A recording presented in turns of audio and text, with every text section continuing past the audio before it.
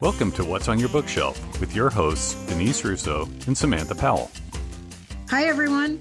Welcome back to another episode of What's on Your Bookshelf. This is a life and leadership podcast where we are exploring how to live out loud the pages of the books that are on our bookshelves. My name is Denise Russo. I'm here with my friend Sam Powell.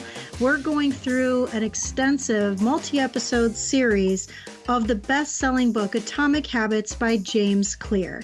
This is the last episode in this series on this book, and we're going to be talking today about some advanced tactics.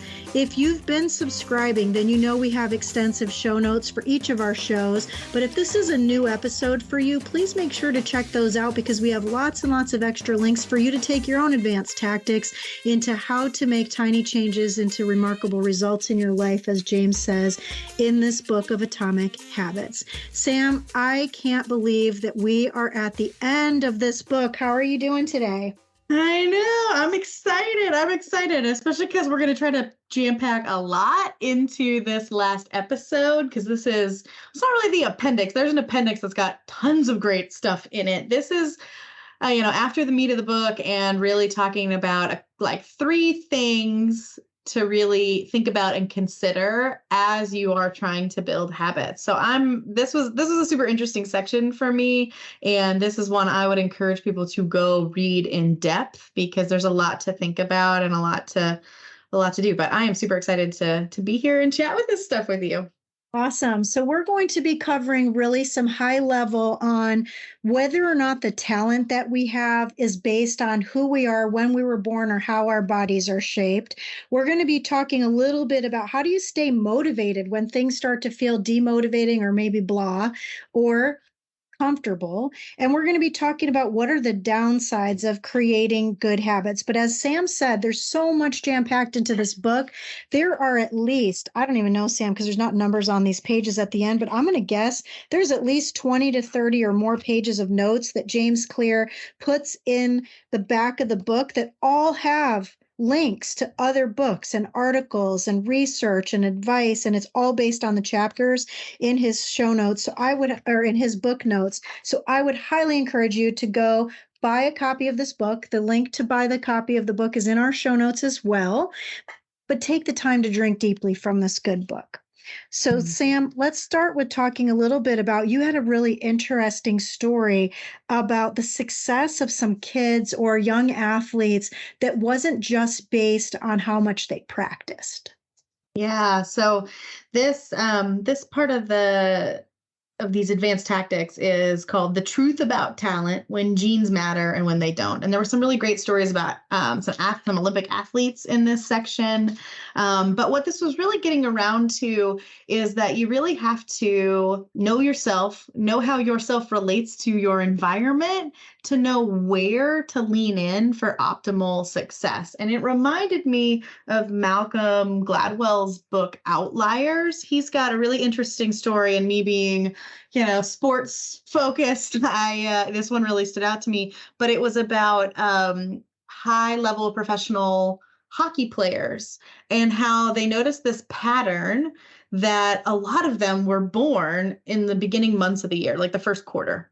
Like, so if you were an elite hockey player, the odds of you having a January, February, or March birthday were much higher than any other month in the year. And so they were like, well, why?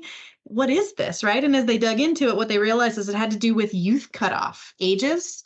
And so you would end up being the oldest kids who were participating in the sport if your birthday was the beginning of the year. The cutoff was January 1st or the end of December 30th or 31st or whatever. And so you would end up being one of the oldest players on the team if your birthday was the beginning of January. And so they were talking about how, people who were elite hockey players weren't really outliers if their birthdays were in those early months because they had basically a growth advantage to being really good, because they were, in some cases, 11 months older, like almost a whole year older than the kids they were playing against. And I don't know how familiar everyone is with children, but like a year is a huge difference. I can tell you the difference between my son and his friends who are a year older or a year younger is significant when it comes to coordination, to overall like body mass, muscle mass, like things like that. And so kids on the same team who are, maturity, all that sort of good stuff, the kids who are older tend to look like the better players, even though they may not naturally be, they just look it, right? So it's an interesting thing. And so this chapter and this section really reminded me that you really have to know not only yourself and all the factors that go into you, whether that's genetics, whether that's, how you're built, when you're born, your personality, all that sort of good stuff. You've got to look at that compared to the landscape, right? Compared to this identity that you're trying to build, and find the path of least resistance, the one that works the best for you, right? So if you're trying to get yourself in shape, you need to find exercise that works for you, right? You don't want to find something that's never going to work for who you are and what you like and what you enjoy. You've got to find the things that really work for everything about you holistically as a person, because that's what's going to set you up for success. So there are some times when genetics do matter, right? Like me being a professional basketball player, stacked in my favor. I'm 5'3", like it's not going to be me and Muggsy Bogues. Like we're not going to be the two people standing out there. Like it's stacked against me. But if there were other things where like it helps you to be small and compact, those are the things where like I could shine naturally from like just kind of predisposition. But you've got to understand how you interact with the environment, the competitive landscape, the field around you, to really, set yourself up for success. Yeah, super interesting. So I think that in sports, it's perhaps easier to look at somebody's physical attributes to make a best guesstimation if somebody would or wouldn't be successful. But there's so much more to the human behavior side of it as well. It makes me think of the movie Blind Side. And in that movie, there was a guy who physically looked like he could be a massive defense player in football, a lineman. It did like massive, but he didn't like football, didn't understand football, didn't want to knock down other players. So in the movie, they were really talking to him about how to change his mindset about what his role was so that he could be able to succeed in that role in a way that resonated best with him. And the book talks about how the secret to maximizing your odds of success is to choose the right field of competition. And then it goes on to say that the obvious question is, how do you figure out where the odds are in your favor? How do you identify opportunities and habits that are right for you? And that the first place you look for an answer is by understanding your personality. Now, Sam, you and I both are certified in being able to consult, train, and coach on DISC, which is a human behavior assessment. What that does is really helps you to find out where are you at the center of what I often call and teach ikigai. It's a Japanese concept. In fact, Scott will put some information in the show notes about an article I wrote about that, which is how do you find that place where your human behavior is at its natural tendencies of the things that you're good at, the things that you love doing, the cultures you like to be surrounded by, and the things that really make you feel like what you're doing is making a difference in this world. So when you think about, do genes matter? They do matter to a certain degree, but genes are not just your physical attributes. They're also based on your human behavior characteristics. Yeah, absolutely. Absolutely. And it's about really understanding yourself. I know every time I do any kind of an assessment, and I've done millions of them at this point, I learn a little bit more about myself and I get a little more insight and I get the words to describe myself. And I start to really understand, where am I at an advantage? Where am I not at an advantage? And it doesn't mean I can't be successful in the places where I'm not an advantage. It just means that the road ahead of me looks different than the one that I would be playing in where I'm advantaged in, right? And I think that that's one of the big things to think about when you're considering, hey, I'm trying to move towards this identity. I'm trying to develop these really good habits. Knowing what that road looks like, right? I'm in my zone. I'm not necessarily in my zone. then you know what you have to do and how you have to behave accordingly, and and set yourself up a little bit differently, and where you need to stretch, which kind of leads us into the segues to the next chapter. one. So we all know the story of Goldilocks, which is, this seat is too hard, this one is too soft, this pillow is too big, this pillow is too small, this food is too hot, it's too cold. Okay, so Goldilocks was trying to find that right sweet spot. So for this one, you just also talked about assessments. There's an interesting assessment from Patrick Lencioni in his book, Working Genius, which is sort of like an expanded version on human behavior, which really helps you get into that space of your zone. And Sam, you even have a blog about this topic. And so Scott will put that as well in the show notes. But talk to us a little bit about how do you stay motivated in life and in work? And what did we learn from James about that? Yeah, so this is what's called the Goldilocks zone, which is getting you outside of where boredom lies, right? Like something's too easy, like, oh, this bed is too soft. It's too, like the porridge is too cold. Like, right. It's just, you're bored. But not in the zone where it's too hard, too hot. It's not that side, right? Which is where you're going to fail, right? You're in an environment that's just too big. And this is what my blog is about playing on the right size baseball field, right? Like if you are a T-ball player, don't go into the professional stadium, right? You're going to get out. You can't run those bases. Right. But if you're a professional player, don't go on the T-ball, like you're going to get around them before somebody even gets the ball, because probably it's 3 fields over. Right. So finding that zone that James calls the Goldilocks zone, which actually is someone else's, but it's really about finding that just right space where you're stretching a little bit above, a little outside your comfort zone, right? They always say like growth happens outside of your comfort zone. Mm-hmm. Well, what James says is that it's roughly 4% beyond your current ability. So it's actually not much, right? We're talking about atomic habits are tiny changes that make a big difference, right? Like when I think about getting outside my comfort zone, I'm like, oh gosh, that's exhausting. Like, I don't want to do that.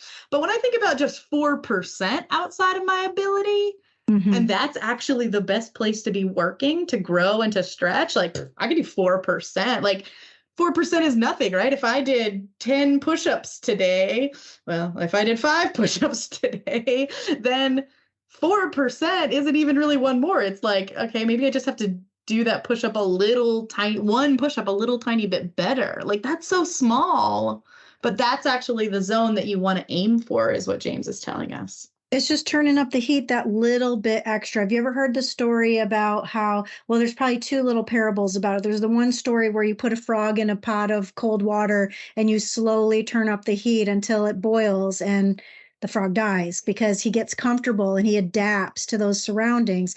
But then there's another story of some sort of a parable where there's like a donkey who fell into a well. And so I don't know if it was a farmer, I can't remember the whole story, but it's either they filled up the well with water or dirt so that they could climb out of it. But it was little bits at a time. Like if you put in too much water, he would have drowned. Or if you put in too much dirt, he would have become buried. But those little things over time help you to be able to get to a higher place. There's even some science behind this. There's this 212 degree fact, which is that before you get to 212 degrees, water can be super hot. It can be boiling, but it doesn't let off steam until it reaches 212 degrees. Well, if you're a steam locomotive engine, you need that 1 degree extra. You're not going to go from 0 to 212. It has to slowly build up over time. And it's these tiny things that happen that ultimately get you to, well, another Malcolm Gladwell book, The Tipping Point. What's going to get you to the point where it's going to tip over? And to the point of this chapter is about not being bored, but getting to your peak motivation. And in fact, James talks about something that you can read up on, friends, that's called the flow state. It's pretty much one of the most popular topics out right now in the worlds of talent development and organizational development, flow state.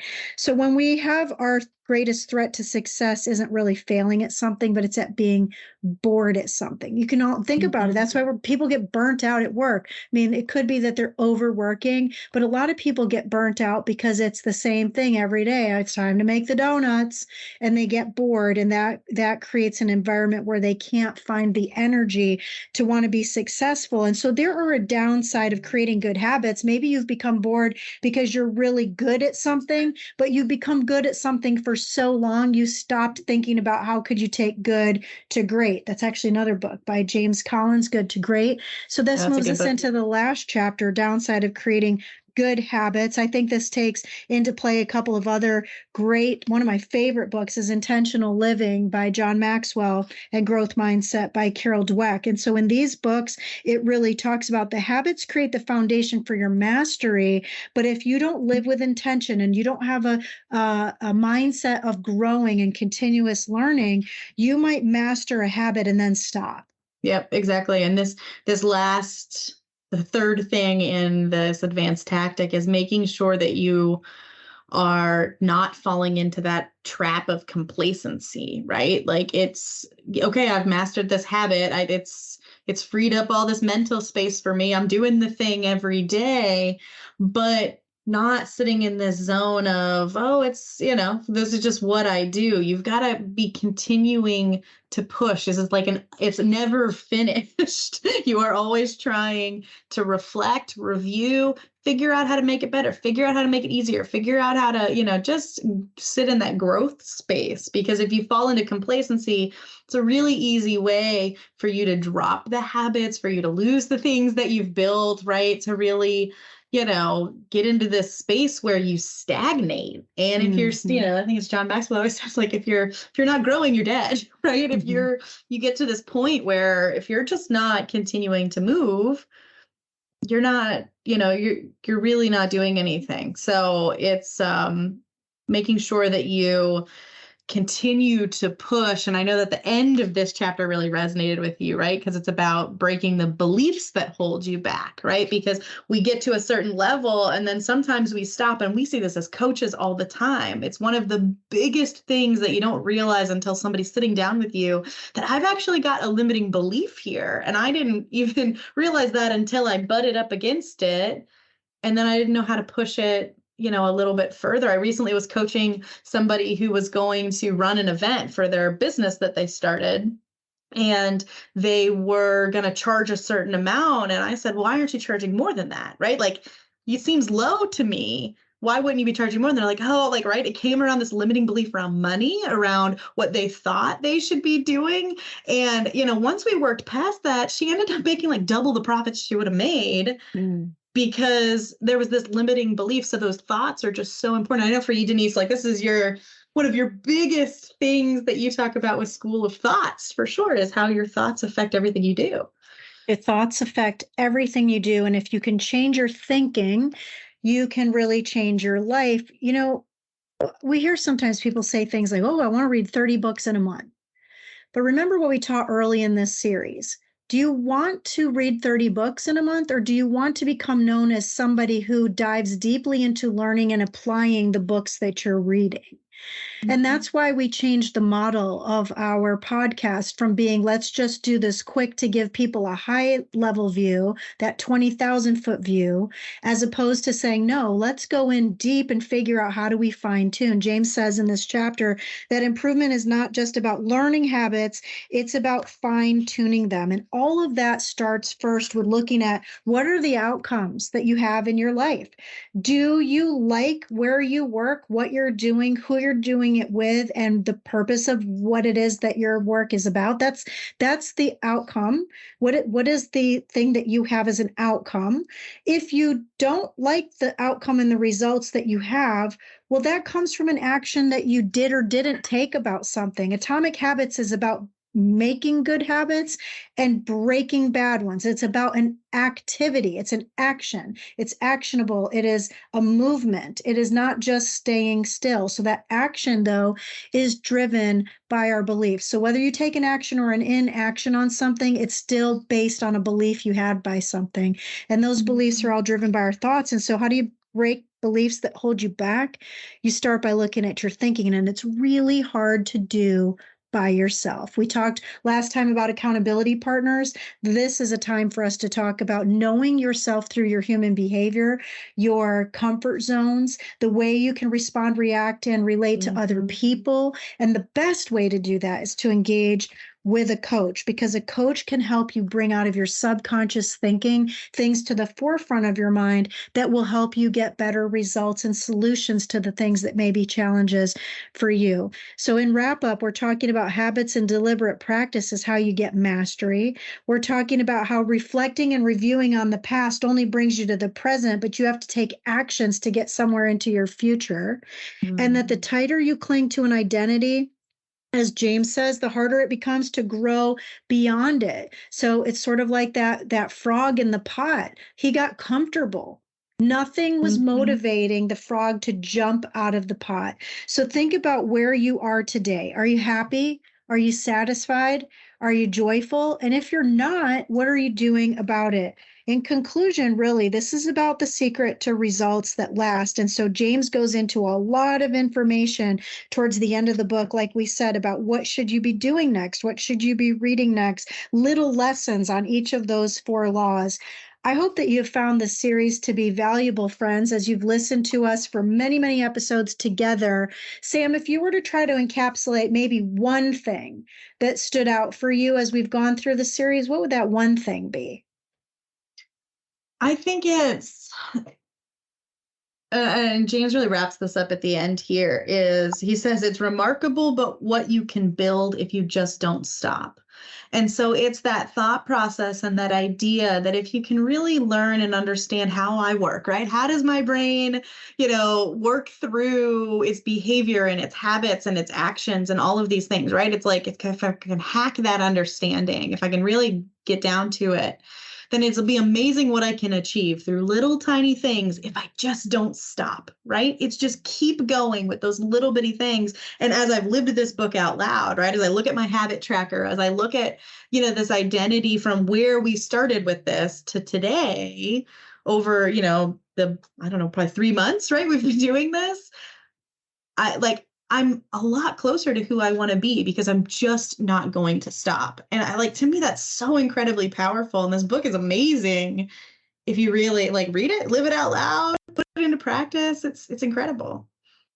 Yeah, I agree. I would say in closing for me, we talk often about how the things that you think and the things that you do give you the outcomes, but it's all based on the things that you are passionate about, the things that you elevate your potential on, and the things that you really are driving towards the purpose in your life. So if you're just listening to this, if you've never attended our event called Your Signature Story, that's a retreat where we will take you through an immersive journey over a couple of days on being able to explore those things that you really want in life and helping you grow into the future that you really desire and making sure that you really do have what you just said, Sam, the ability to just keep going because there's a purpose behind it. This has been an awesome time together with you over these weeks. I'm so appreciative for you being my accountability partner. I've grown as always. I have lots of notes and flags and tags all throughout the book. I can't wait for us to get ready to introduce what the next book is. Oh, I'm so excited. This has been great. I'm glad you recommended this one because I said this, I think, in the opening episode. I'm pretty sure this book is going to change my life. And now at the end of this journey here, I know that it did. So thanks for recommending it. This was a great book. It will always be on my shelf because it's an operating manual that I'm going to pull off frequently. That's awesome. Well, friends, I hope it is for you as well. Again, thanks for being with us. We hope that you'll subscribe and share this podcast. Give us some comments on what changed your life through going through the series or reading the book. Take advantage of all the show notes and the extras that Scott puts into that. Scott, thank you very much. We know you're out there listening and you might not be on the microphone with us, but you're an integral part of this with us being able to also create better habits and break bad ones. Friends, my name is Denise Russo, and on behalf of my co-host and friend, Samantha Powell, thanks for joining us on this episode of What's on Your Bookshelf.